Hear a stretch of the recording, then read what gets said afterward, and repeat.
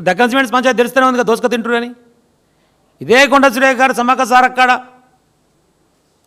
టెండర్లు వేస్తే పొంగులేటి శ్రీనివాసరెడ్డి మధ్య ఇన్వాల్వ్ అయితే 75 కోట్ల టెండర్ ఏదో దేవాదాయ శాఖ నుంచి వచ్చినటువంటి టెండర్ వేసిన తర్వాత పొంగులేటి శ్రీనివాసరెడ్డి చెప్తే ఇంటలేడని చెప్పి ఆ టెండర్ని డిపార్ట్మెంట్ మార్చారు రెవెన్యూ డిపార్ట్మెంట్కు.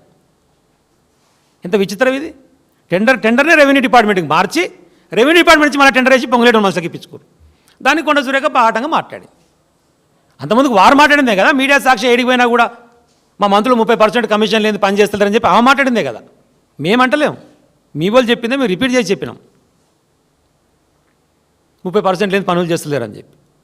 ఆ జడ్చర్ల ఎమ్మెల్యేనేమో రెండోసారి నేను గెలిపి నేనే ముఖ్యమంత్రిని అని చెప్పేసి ఆయన ఒకటి మాట్లాడతాడు. ఆయనే మొత్తుకుంటాడు కదా ఒకటి పని చేస్తాడని చెప్పేసి సపరేట్ గుంపు కట్టి 20 మంది ఎమ్మెల్యేలతో మీటింగ్ పెట్టి. అదంతా మీ ఎమ్మెల్యే కదా చేసింది, మేం కాదు కదా. ఇంకో ఎమ్మెల్యే అని మదన్మోహన్ రావు ఎవరో ఎల్లారెడ్డిపేట మా కాన్స్టిట్యున్సీలో వరదలు వచ్చినాయి ప్రపంచ బ్యాంకుకు ఉత్తరం రాసిండు ఆదుకోవాలని చెప్పి. అరే ఏందిరా మీరు ఎమ్మెల్యేలా సర్కసా ఏంది ఇది? ఎమ్మెల్యే ఎవరికి రాస్తాడు ఉత్తరము? గవర్నమెంట్ అడుగుతావా, నీ ముఖ్యమంత్రిని అడుగుతావా, నీ క్యాబినెట్ మంత్రిని అడుగుతావా మా కాన్స్టిట్యున్సీకి సాయం చేయమని? వరల్డ్ బ్యాంకుకు ఉత్తరం రాసిండు. వరల్డ్ బ్యాంక్ ఏం సంబంధం నీ కాన్స్టిట్యున్సీలో వరదలు వస్తే? ఇంత చదువుకున్న గొప్పోళ్ళు వీళ్ళు. ముఖ్యమంత్రిని మాట్లాడుకుంటా బాగా చదువుకున్నామని చెప్పేసి వాళ్ళకు అట్లుంటుంది ఇట్లుంటుందని కేటీఆర్ గారి గురించి అంటాడు. అంటే చదువుకోవడం తప్ప? చదువుకోకపోతే గిట్లనే ఉంటుంది. ఉత్తరవునికి రాయాలని కూడా తెలియదు. నీ ముఖ్యమంత్రికి చదువు రాదు, గుంపు మేస్త్రి పనే. కిందనోడు కూడా అదే పని చేస్తాడు. ఇంకేం చేస్తాడు పాపం? నీ అనిరుద్ధుడు ఒకటి మాట్లాడతాడు, నీ మదన్మోహన్ రావు ఒకటి మాట్లాడతాడు, నీ కొండ సురేఖ ఒకటి మాట్లాడతా, బిడ్డ ఒకటి మాట్లాడుతుంది. ఒక్క ఎమ్మెల్యే అన్న చక్కగా ఉన్నారా? నీ కంట్రోల్లో పనిచేస్తారా మంత్రివర్గం? ఒక్క మంత్రి అన్న నీ మంత్రిని పట్టుకొని ఇంకొక సహచార మంత్రి దున్నపోతుంటే మాట్లాడరు. ఈ సొల్లు లక్ష్మణ్ ఏమో ఈయన పెద్ద మునగడని చెప్పేసి ఆయన ప్రెస్ మీట్ ఆయన మాట్లాడతాడు. మరి నినియాల వాడు మోపాడు మా దగ్గర మా ఎంపీ కిరణ్ కుమార్ రెడ్డి, చామల కిరణ్ కుమార్ రెడ్డి, మలం కిరణ్ కుమార్ రెడ్డి ఆడు అది మలమే నా దృష్టిలో. నోటికి ఏదో వస్తుంది మాట్లాడు. మీకు ఒక సీట్ రాలేదు, మీకు డిపాజిట్ రాలేదు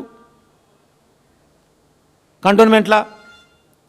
ఈ చామల కిరణ్ కుమార్ రెడ్డి నా కాన్సెన్సే తుంగతుర్తి నియోజకవర్గం శాలిగారవరం మండలం. ఈయనకి జెడ్పీటీసీ టికెట్ ఇవ్వలే, ఇండిపెండెంట్గా పోటీ చేసిండు. వంకాయ గుర్తు వచ్చింది, 100 ఓట్లు వచ్చినాయి.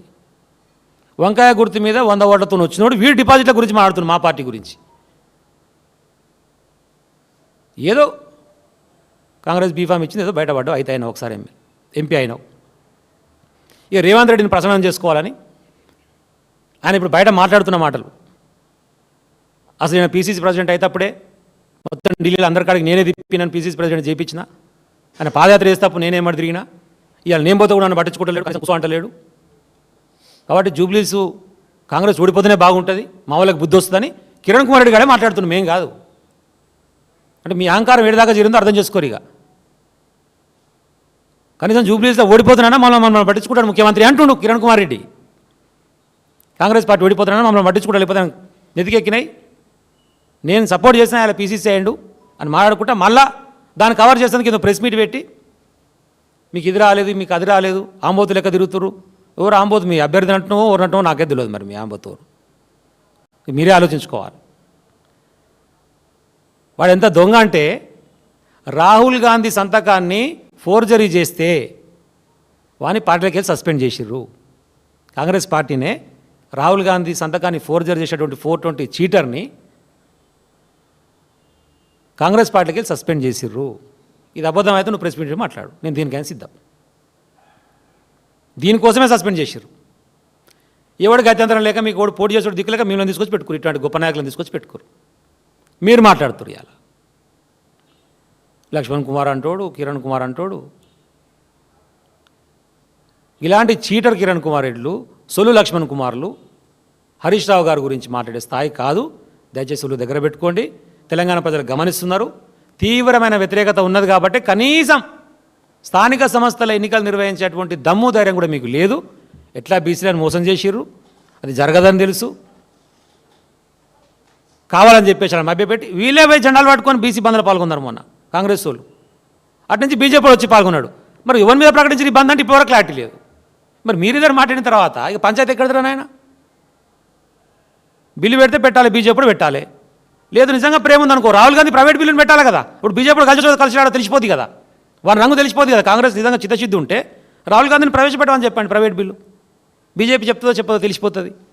రామూర్తి గౌడ్ అని చెప్పేసి మా కాన్ఫరెన్స్ ఆయన ఒక బీసీ ప్రెసిడెంట్ ఉంటాడు, వాళ్ళందరూ బంద్లో పాల్గొంటే వాళ్ళని కొట్టి